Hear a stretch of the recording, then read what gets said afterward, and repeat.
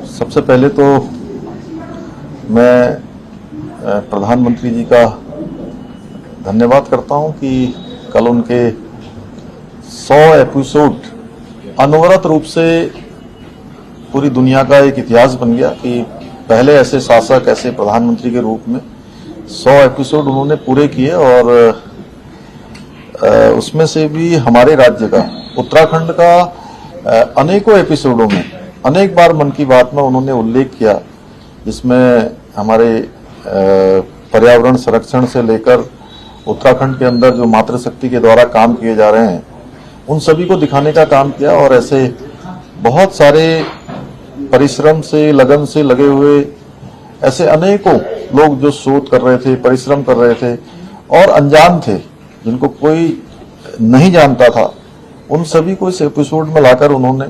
देश दुनिया के सामने रखा, उनका प्रोत्साहन किया। आज मैं आदरणीय प्रधानमंत्री जी से भेंट करने गया था, उनका आशीर्वाद लिया, उनका मार्गदर्शन लिया और चारधाम यात्रा जो उत्तराखंड में प्रारंभ हो गई है, और चारधाम यात्रा एक बड़ी यात्रा है जिसमें देश दुनिया के लोग भाग लेते हैं। तो माननीय प्रधानमंत्री जी की पहली पूजा सभी धामों में, यमुनोत्री, गंगोत्री, बाबा केदारनाथ जी में और भगवान बद्री विशाल के यहाँ जो हुई थी, उसका प्रसाद और उनको गंगोत्री, अलकनंदा जी और सरस्वती जी का और यमुना का जल भेंट किया। गंगा तुलसी भी उनको भेंट की है, रुद्राक्ष की माला भेंट की है। और इसके साथ साथ आगे के समय में आदि कैलाश, चूंकि एक ऐसा स्थान है जो बाबा भोलेनाथ का स्थान है और पिथौरागढ़ सुदूरवर्ती क्षेत्र में स्थित है, वहां आने का उनको मैंने आमंत्रण किया है, उनसे अनुरोध किया है कि वो वहां की यात्रा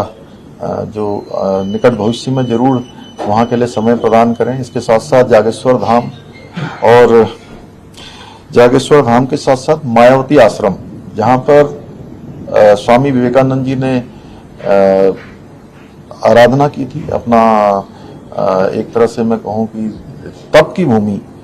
वहां के लिए मैंने उनको आमंत्रण किया। और साथ ही साथ जो पर्वत मंदिर माला मिशन, जो मानसखंड मंदिर माला मिशन है, उस मंदिर माला मिशन का जो काम हमारा प्रस्तावित है, उसका मास्टर प्लान लगभग तैयार हो गया है, उसके लिए भी उनको आमंत्रण दिया है कि उनके कर कमलों से उसका शिलान्यास हो जाए। साथ ही साथ पिथौरागढ़ का जो नैनी सैनी एयरपोर्ट है, वो नैनी सैनी एयरपोर्ट चालू हो जाए, पंतनगर का एयरपोर्ट उसका विस्तारीकरण होना है, उसके लिए भी अनुरोध किया है। साथ ही में देहरादून का जो जॉली ग्रांट हवाई अड्डा है, उसका भी विस्तार होना है, उन सभी के लिए मैंने अनुरोध किया। और साथ ही साथ 2 हेलीपैड जो हमारे, एक जोशीमठ में और एक धारचूला में, दोनों हेलीपैड जो सेना के द्वारा है, सेना के हेलीपैड हैं, उन सेना के हेलीपैडों में राज्य सरकार को भी जो है संचालन की अनुमति प्रदान की जाए, मैंने यह भी अनुरोध किया है। साथ में अक्टूबर-नवंबर माह में एक राज्य में निवेश की दृष्टि से इन्वेस्टर समिट होनी है, उस इन्वेस्टर समिट के लिए भी समय देने का मैंने अनुरोध किया है। साथ में जो हमारा किच्छा में एक पराग फार्म है, और पराग फार्म में एक बड़ा शहर नया बसाने की योजना है, और उसमें महुआ से 1000 करोड़ रुपया धनराशि, चूंकि पहले हमने अनुरोध किया है तो उस पर मैंने कहा है कि उनके आशीर्वाद से उस पर स्वीकृति हमको प्रदान हो जाएगी। तो एक बड़ा शहर पराग फार्म में विकसित हो जाएगा और लगभग 7000 करोड़ रुपए का इन्वेस्टमेंट उस शहर के बनने से उस क्षेत्र के आ जाएगा। और साथ ही साथ 50,000 लोगों को रोजगार भी मिलेगा और 2 लाख लोगों को आने वाले समय में उनकी आवासीय व्यवस्था वहां पर हो जाएगी। और इसके अलावा जो राज्य के द्वारा विभिन्न प्रकार के प्रयास किए जा रहे हैं उद्यान के क्षेत्र में, जो हमने 1 लाख हमारे जो 1 लाख आने वाले समय में लोगों को रोजगार देने की योजना है, पॉली हाउस बनाने की योजना है, उस पॉली हाउस योजना के बारे में उद्यान के क्षेत्र में कीवी मिशन, एप्पल मिशन और दालचीनी मिशन, इन सब पर जो राज्य सरकार काम कर रही है प्राथमिक सेक्टर पर, उसकी भी उनको उस जानकारी से अवगत कराया है, जिसमें कि आने वाले सालों में जीएसडीपी जो हमारी राज्य की सकल घरेलू उत्पाद है उस घरेलू उत्पाद को डबल कैसे करने का हमने जो योजना बनाई उसके बारे में जानकारी दी। सर, प्रधानमंत्री को आपने आमंत्रित किया जो आदि कैलाश की यात्रा और सब जगह की यात्रा, तो क्या प्रधानमंत्री ने कुछ समय दिया है अभी तक कुछ किया? नहीं, उनको चूंकि उन्होंने कहा है कि जैसे ही मौसम इत्यादि और अपने कार्यक्रमों के अनुरूप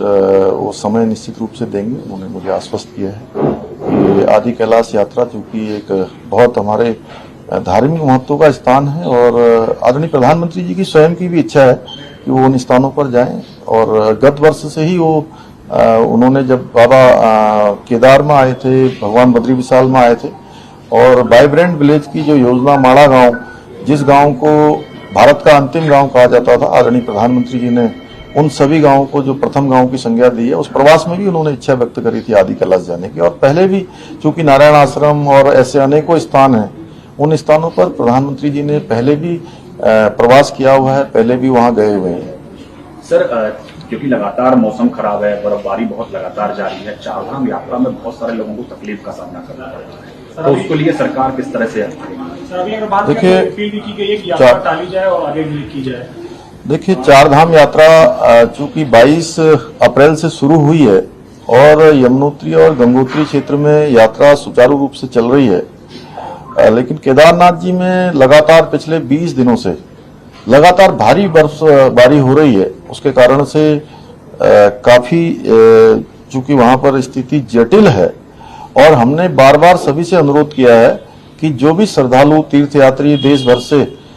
यात्रा पर आ रहे हैं, केदारनाथ जी की यात्रा वो तभी प्रारंभ करें जब मौसम के बारे में उनको ठीक प्रकार से उनकी जानकारी हो जाए। मौसम ठीक रहने वाला है, क्योंकि हम चाहते हैं कि जो भी श्रद्धालु, जो भी हमारे आस्थावान भक्तगण पूरे देश दुनिया से आते हैं, उनको किसी प्रकार की वहां पर परेशानियों का सामना न करना पड़े। क्योंकि बाबा केदार की जो यात्रा है